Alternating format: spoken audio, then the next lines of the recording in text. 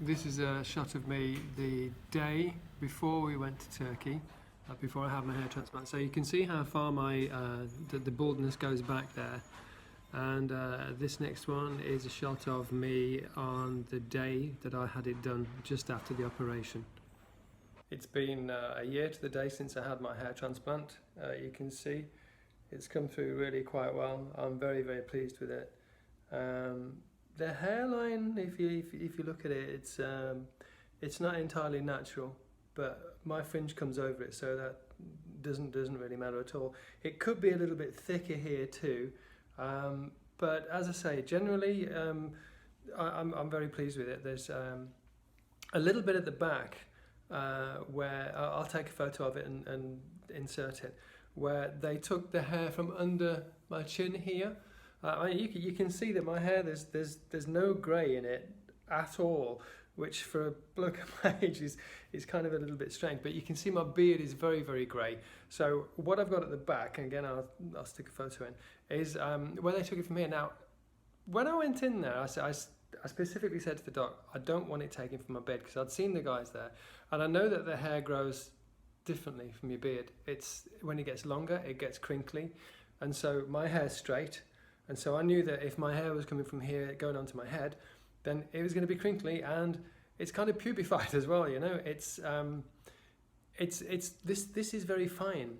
Beard hair isn't fine, not in the slightest. And so I have to say, you know, that's one aspect that I'm pretty peeved with, because I did say don't take it. But of course you get in there, you know, and you're sort of carried away with the whole thing, and you think, oh, well, you know, they know best. Well, actually, in that instance, I did know best. And so if you're going to go for a transplant, under no circumstances, unless you're absolutely desperate, take the hair from here. There's hair on the back of your neck down here that they could take, that would thicken the hair out of the back, and the rest could grow over it. So you could do that. Or take a bit more from the sides. Look how thick it is here. It's really, really thick. It's really thick around the back as well. And so there's no reason for them to do that. And so if there's one thing if there's one area that I'm a bit peeved with, it is that. Having said that, you can't tell from a distance. The only way you can tell really is because it's grey. You know, you can see, as I said, my beard's grey, and so there's a little bit of grey in the back, although it's not totally grey. So there you go. If you've got any questions, give me a buzz and I'll answer them. But yeah, all in all, a year on, and it's not so bad. Oh, I'll tell you what else I did as well.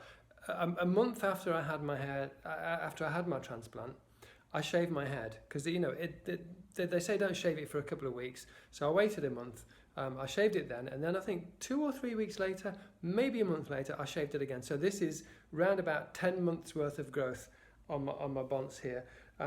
Before I went bald, I had long hair, and I had long hair for almost all of my life.